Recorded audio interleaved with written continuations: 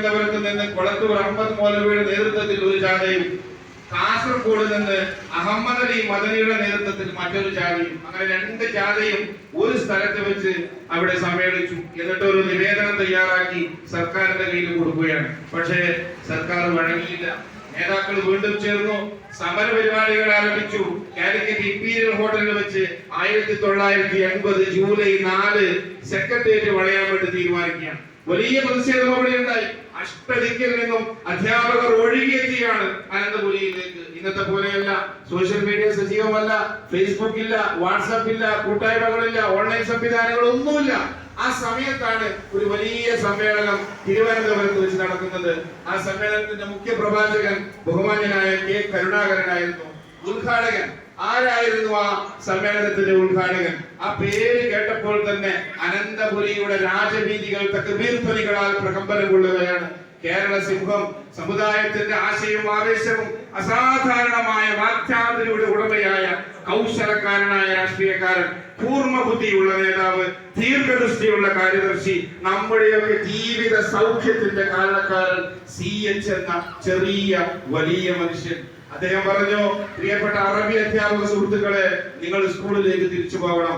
നിങ്ങൾ സ്കൂളിൽ സദാചാരം പഠിപ്പിക്കേണ്ടവരാണ്, നിങ്ങൾ ധാർമ്മികത പഠിപ്പിക്കേണ്ടവരാണ്, നിങ്ങൾ സംസ്കാരം പഠിപ്പിക്കേണ്ടവരാണ്.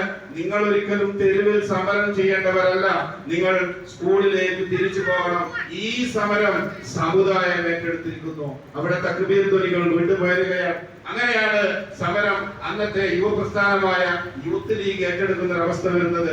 PKK ബാവയും KPM മജീദും ഉൾപ്പെടുന്ന നേതൃത്വത്തിന്റെ കീഴിൽ 1980 ജൂലൈ 30 റമദാൻ 17 കലക്ടറേറ്റ് മാർച്ച് സംഘടിപ്പിക്കുന്നു. അവിടെ പോലീസ് വെടിയുതിർക്കുന്നു. 3 ജീവൻ പൊലിയുന്നു. പ്രിയപ്പെട്ടവരെ, അവിടെ ജീവൻ പൊലിഞ്ഞത്, അവർ ജീവൻ ത്യജിച്ചത്, അവരുടെ ജീവൻ അവിടെ പോയത് അവരാരും അറബി അധ്യാപകരല്ല.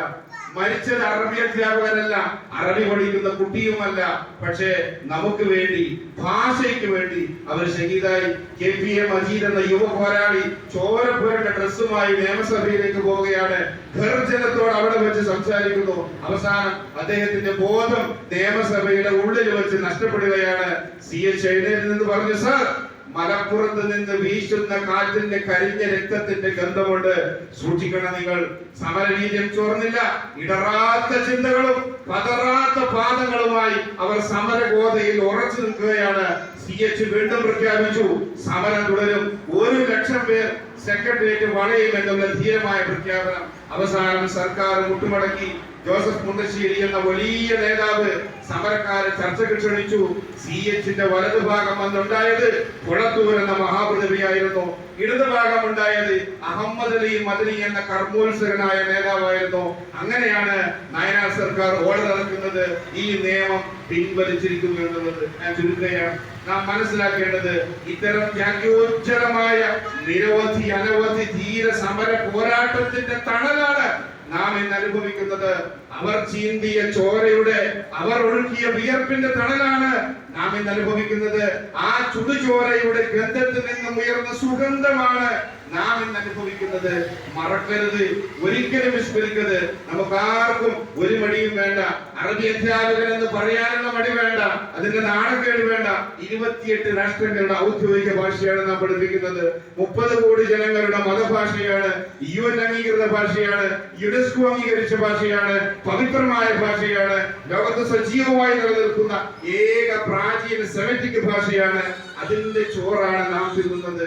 അതിന്റെ ചോറാണ് നമ്മുടെ മക്കൾ തിന്നുന്നത്.